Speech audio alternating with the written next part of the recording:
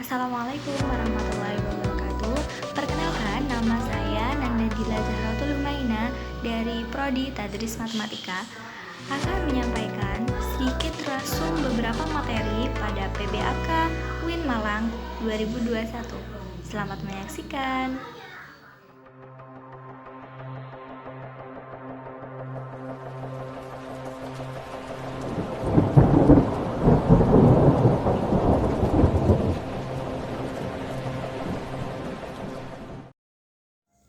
Syukur alhamdulillah, pada hari ini PBAK Universitas Islam Negeri Maulana Malik Ibrahim telah rampung. Selain itu, begitu banyak ilmu dan pengalaman yang saya dapat dalam mengikuti PBK ini. Beberapa materi pun sudah tersampaikan dengan sangat baik, dan tentunya dengan narasumber yang Masya Allah, beliau adalah orang-orang hebat. Baik, di sini langsung saja saya akan menyampaikan sedikit resume yang saya dapatkan ketika mengikuti PBAK 2021. Maka dari itu, harapan saya resume ini tidak hanya dapat dinikmati sendiri, namun pula dinikmati oleh teman-teman sekalian. Baik, materi yang pertama yakni profil UIN Malang. UIN Malang merupakan perguruan tinggi Islam negeri yang berada di Kota Malang, atau biasa dikenal juga sebagai UIN Maulana Malik Ibrahim Malang. Di UIN Maulana Malik Ibrahim Malang terdapat 7 fakultas, yakni Fakultas Ilmu Tarbiyah dan Keguruan, Fakultas Syariah, Fakultas Humaniora, Fakultas Psikologi, Fakultas Ekonomi, Fakultas Sains dan Teknologi, serta Fakultas Kedokteran dan Ilmu Keguruan. Visi kampus UIN Maulana Malik Ibrahim yakni terwujudnya pendidikan tinggi integratif dalam mewujudkan sains dan Islam yang berprestasi internasional. Selain itu, UIN Malang sejak tahun 2008 sudah mengadopsi atau mendapatkan sertifikasi ISO, dan masih banyak lagi sertifikat-sertifikat lainnya. Maka dari itu, upaya-upaya guna mencapai internasionalisasi yakni dengan mendorong mahasiswa dan para dosen untuk melakukan aplikasi di dalam proceeding seminar nasional maupun jurnal internasional, lebih-lebih jurnal internasional.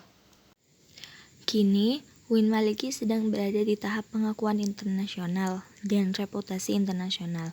Oleh karena itu, UIN Maliki sedang memperbanyak event internasional, mahasiswa board, program studi internasional, dan lain-lain.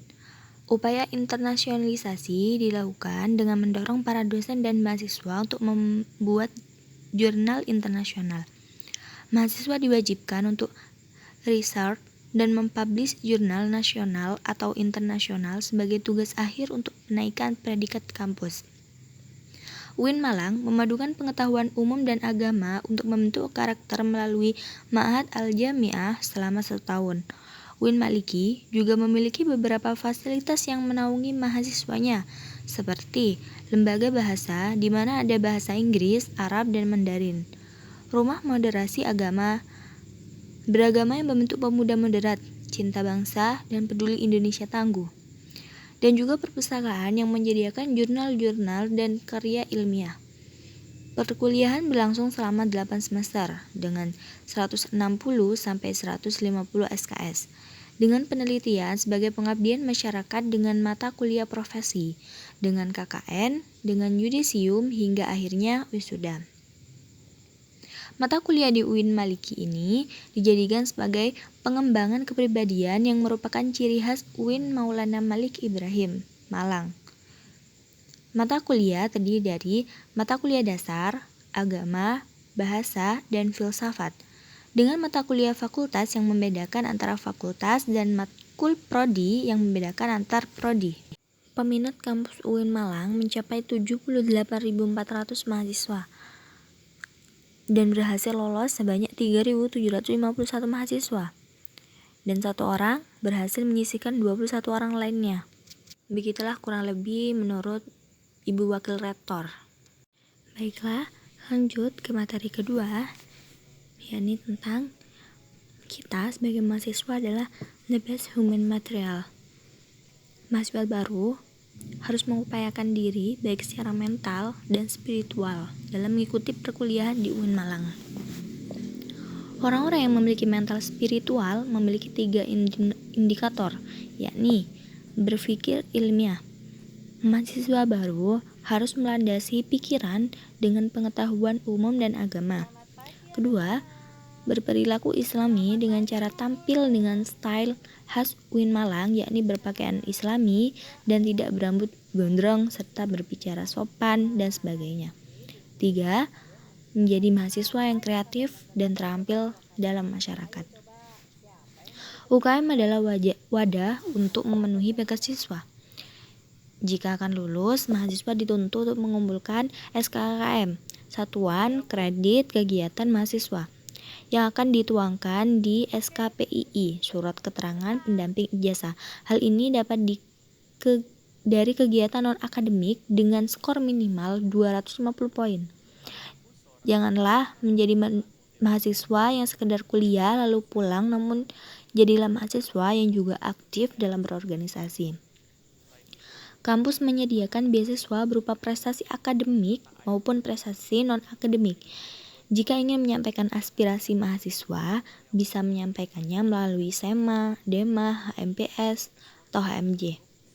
UIN Maliki juga memiliki akselerasi, jadi saat semester 7 diperbolehkan mengambil S2, namun dengan syarat dan seleksi yang cukup ketat.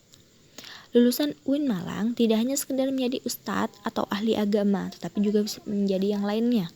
Kita harus bangga menjadi mahasiswa UIN Malang. Karena di universitas ini kita tidak hanya diajarkan ilmu pengetahuan, namun kita juga diajarkan ilmu agama. Kini Indonesia masih pandemi. Kini Kota Malang levelnya sudah turun dari level 4 menjadi level 3. Jika vaksinasi terus digalakkan, maka hal ini akan segera membentuk herd immunity yang akan segera menyelesaikan masalah corona ini. Yang ketiga, yakni tentang DEMA, Dewan Eksekutif Mahasiswa. Ketua DEMA yakni Farhan Adi Murad Hadi, jurusan Farmasi. Sekjennya Ahmad Fawaid, jurusan Psikologi. DEMA merupakan organisasi intrakampus OMIK yang merupakan lembaga eksekutif mahasiswa di level universitas. Fungsi DEMA sebagai pelaksana program organisasi kemahasiswaan, sebagai lembaga mengkoordinasikan dan menginstruksikan pelaksana kegiatan kemahasiswaan di tingkat universitas. Tugas DEMA melaksanakan program kerja organisasi yang sudah disepakati Senat Mahasiswa SEMA Universitas, mengkomunikasikan dan menginformasikan kegiatan kemahasiswaan di tingkat universitas, melakukan koordinasi dan sinkronisasi kegiatan kemahasiswaan. Kemudian selanjutnya SEMA, Senat Mahasiswa. Ketuanya Muhammad Adi Faroni.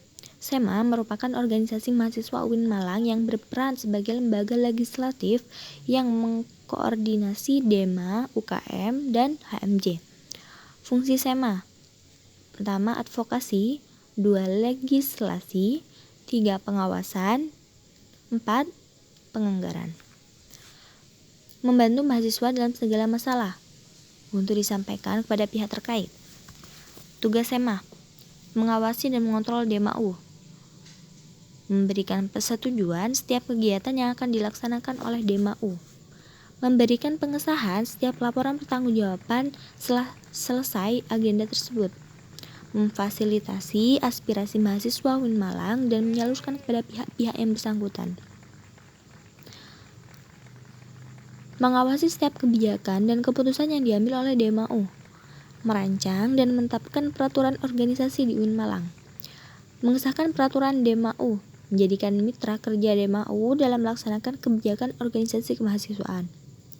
Wewenang SEMA: membentuk UU yang dibahas dengan presiden mahasiswa untuk mendapatkan persetujuan bersama, menampung dan mempertimbangkan segala aspirasi mahasiswa, memberikan mandat untuk pelaksanaan pemiluwah, mengawasi pelaksanaan hasil-hasil sidang semau, mengawasi pelaksanaan program kerja dan kebijakan DMAU, turut andil dalam mengkaji permasalahan yang timbul di dalam negara dan di tingkat universitas, menerima dan membahas usulan PO yang berkaitan dengan bidang tertentu dan mengikut sertakan dalam pembahasan. Kemudian selanjutnya yakni materi UKM. UKM sendiri terdiri dari beberapa UKM, yakni yang pertama adalah UKM Menwa. Sejarah organisasi. Organisasi yang dibentuk oleh Jenderal Haji Ahmad Nasution tahun 1959 di Jabar. Semboyan penyempurnaan pengabdian dengan ilmu pengetahuan dan ilmu keprajuritan dengan logo simbol warna ungu artinya mulia. Fungsi resimen mahasiswa mewujudkan sikap bela negara di ranah mahasiswa, menciptakan kondusivitas kehidupan mahasiswa dan lain-lain.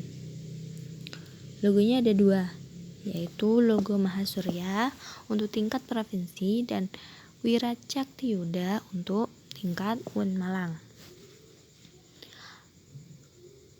Kemudian selanjutnya yakni UKM Pramuka. Rencana Maulana Malik Ibrahim dengan nama Dewi Chandrawulan 2021 dengan berlandaskan ulul albab dan pemangku adat. Salah satu visinya yaitu mengamalkan nilai kode kehormatan dalam kehidupan sehari-hari. Program kerja, Anjang Sana, Perkemahan Wirakarya, Temu Alumni, Musyawarah Pandega.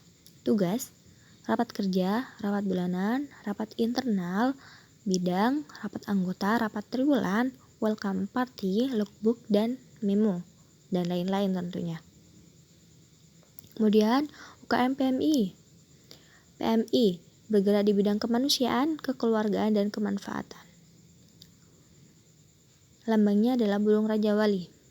Program kerja, pengurus intri, rapat bulanan, kartu kendali, pengukuhan AK, Mustafa, Disnatalis. Kemudian selanjutnya UKM GGB, Gema Gita Bahana. UKM ini sudah berumur 6 tahun, mengurus pengembangan bakat di bidang suara, memiliki 8 prestasi minimal tingkat provinsi. GGB mempelajari ilmu musik seperti not angka, not balok, dan lain-lain, dan ilmu keorganisasian. Selanjutnya UKM SR, Seni Religius, lembaga otonom yang memiliki jalur koordinatif yang bergerak dalam bidang seni Islami. Tujuan membentuk kader Islami yang beriman dan taat kepada Allah SWT, dan tentunya memiliki jiwa pemimpin yang agamis, kritis, dinamis, kreatif, inovatif, serta menjunjung tinggi Tridharma perguruan tinggi. Ada beberapa divisi, yakni kaligrafi, kiroah, MC, qasidah, nasyid, salawat, dan gambus. Selanjutnya UKM Teater. UKM ini sudah berumur cukup lama, yakni berumur 35 tahun.